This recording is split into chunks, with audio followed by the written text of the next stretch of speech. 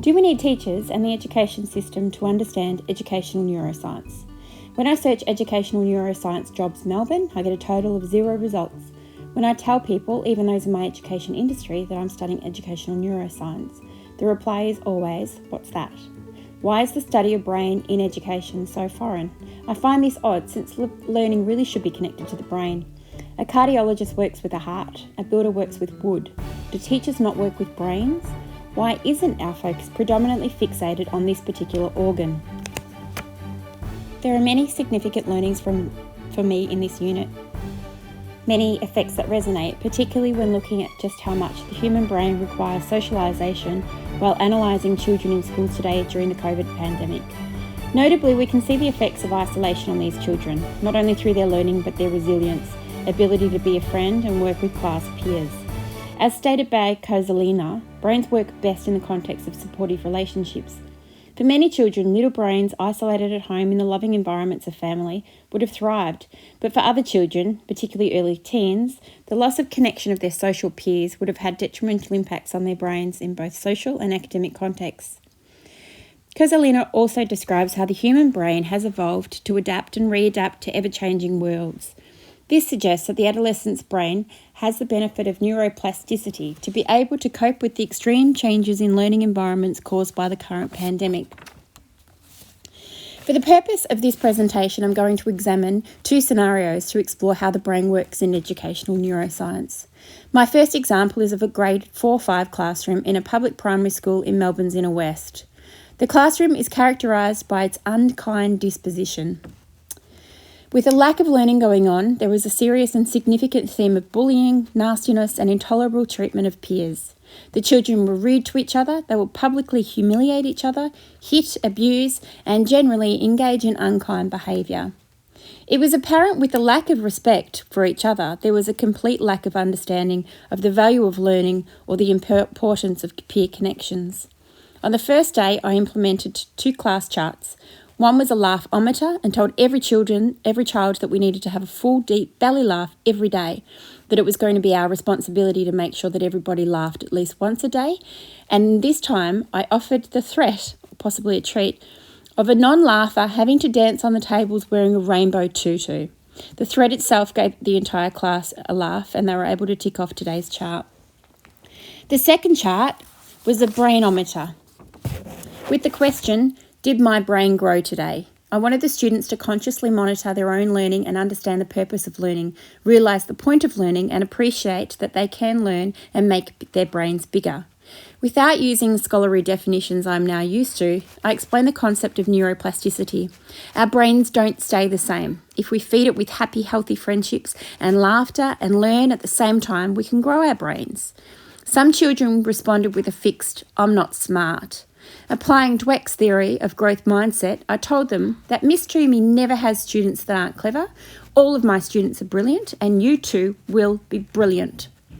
I was told that the class needed to complete a unit of numeracy on vertical additions using money, place value and decimal points. To commence this unit, I gave every student a catalogue, a wallet full of pretend money and a story used to give context to the activity, the students an idea of what they had to purchase. Every child failed. None of them were able to use vertical addition to complete the task. On the second day, I told the students that each of them needed to master the task. Every child must be brilliant at vertical addition. I gave them real-life examples of how they might use it, using multiple pen principles and the notion that children learn best when the topic is relevant, meaningful and enjoyable. Every child mastered the unit in 3 days. I added brain breaks, opened the classroom doors and let children run outside for 3 minutes. Using pen principle number 3, spatial predictability guides attention, I changed the seating arrangements, putting the stronger children with the academically weaker, and told the students that this is how we're going to remain because this is how we'll learn best.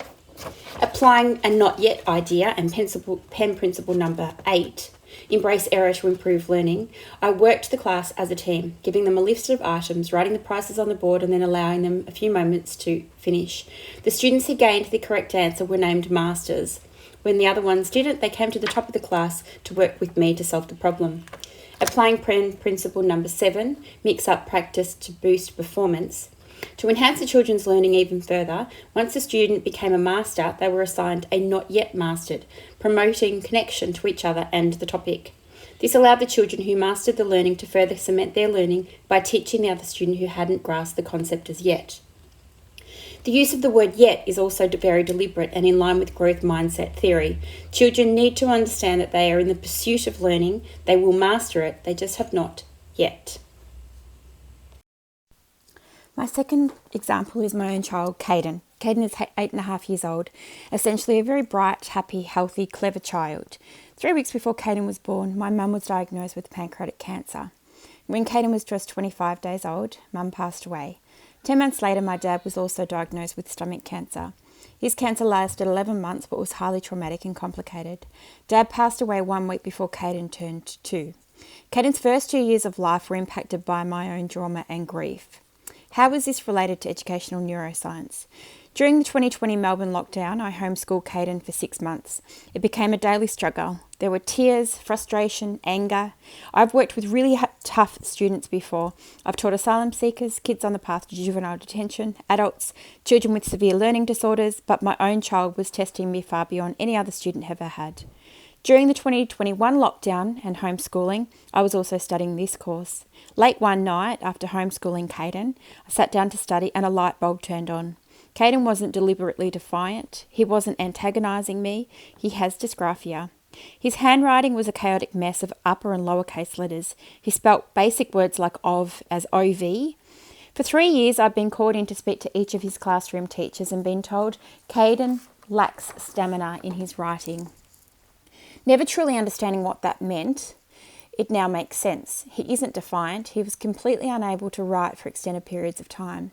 I explained to him that there was a red light or a traffic jam somewhere between his brain and his hand. The traffic jam was making it near impossible for him to get pen to paper. In my maternal obsessive state to make sure everything was perfect for my child, coupled with my immense interest in the brain, I took Caden to a chiropractor. In his first examination, she noted that he had a highly overactive limbic system. Laying on the examination table and running through a number of assessments, she noted that he was in a constant state of fight or flight. Every limb, every touch, every sensation would send him into wiggling in an uncontrollable, somewhat unpleasant little fit. Then we met Sally, a learning disability expert. She performed a number of assessments and confirmed that he had dysgraphia. With my new understanding of neuroscience on top of my understanding of early years psychology and applying the knowledge I've obtained from the profession I engaged with Caden, I have applied the following theory.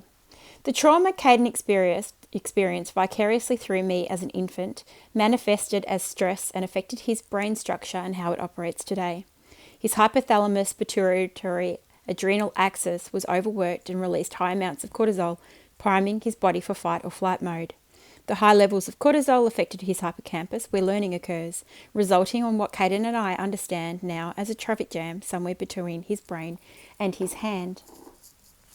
Given educational neuroscience is still in its infancy and not well understood by teachers in schools today, is Caden a primary example of how early years trauma and experience can manipulate the brain structure, resulting in what appears as a learning disability?